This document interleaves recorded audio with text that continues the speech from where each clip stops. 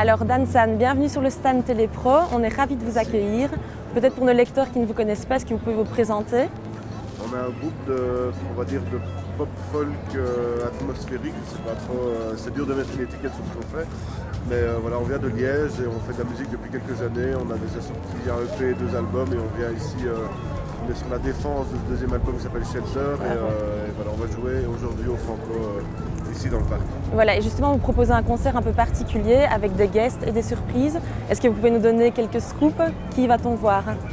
Alors il y a beaucoup de nos amis qui vont être là présents, c'est l'occasion, on nous a proposé de faire cette date avec, en invitant un peu qui on voulait et on s'est dit on va se faire plaisir, on va inviter nos amis, on va passer un bon moment sur scène et en dehors de la scène. Il y aura des gens de Pale Grey, des gens de Roscoe, des gens d'Alton Telegram, des gens d'Eben, est-ce que j'en oublie? Sûrement. Eben joue dans Pan aussi, qui ouais. Ou les Taylors. Le Feather, le percussionniste. Ouais, voilà. C'est tout notre cercle d'amis, le grand cercle autour de Dansan. Beaucoup de groupes qui viennent de Liège et de Bruxelles et des environs. C'est génial. Et alors autour de votre album Shelter, il y a quand même un certain... voilà, vous êtes assez adoubé par la critique pour cet album. Vous êtes adoré au Québec, vous avez été sur la playlist des Un Rock, je crois. Ouais, est-ce que vous ressentez une effervescence particulière autour de votre album Shelter? Je crois qu'on n'a jamais senti dans ce projet de réelle effervescence de type buzz ou paf, où on a l'impression qu'on parle beaucoup de nous. C'est vraiment un groupe qui avance marche par marche depuis le début et donc on n'a pas ce sentiment-là. Nous, on se rend compte que plus on fait des concerts, plus il y a du public devant nous, plus il y a des gens qui nous écoutent. On a des réactions, des mails sur les réseaux sociaux qui fait qu'on se rend compte qu'il y a des gens qui nous suivent et ça fait vraiment plaisir, mais on n'a jamais senti d'explosion et c'est très bien comme ça. Ça nous permet de nous concentrer vraiment sur la musique et de penser avant tout à nous amuser sur scène, mais aussi à écrire de nouvelles chansons et à être dans un processus créatif un peu permanent. Et justement, il y a 4 ans qui ont séparé votre premier album de votre deuxième Shelter. Ça fait beaucoup, ouais. Ben oui, justement, alors comment se sont passées vos retrouvailles pour créer ce deuxième album? En fait, on a toujours le sentiment qu'en 2 albums, les musiciens ne sont pas ensemble, mais si, parce qu'on a défendu 2 ans Domino, donc on était sur la route tout le temps ensemble.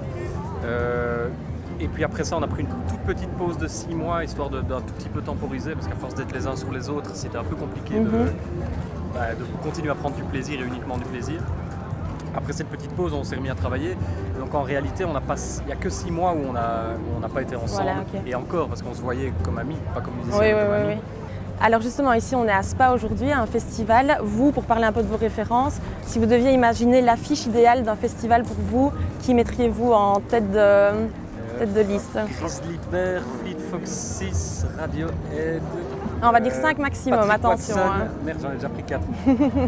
Il en reste un. Ouais, tu peux même en enlever 2. C'est pas très équitable. Si Florent Pagny est libre, moi j'aimerais bien Florent Pagny en tête. Ah ok, intéressant. Et alors je crois avoir lu aussi dans une interview que vous aviez dit qu'avec le festival de Spa et Dansan, il se passait toujours quelque chose de particulier, que c'était très fort. Est-ce que vous pouvez m'en dire un peu plus? C'est le cas de tout artiste quand on discute, en tout cas avec d'autres copains musiciens qui sont dans différents groupes et qui ont la chance de jouer au Francophonie, on se dit tous la même chose. Le public de Spa, il est drogué à la drogue du bonheur. Il est hyper réceptif et il rend énormément de ce qu'il reçoit.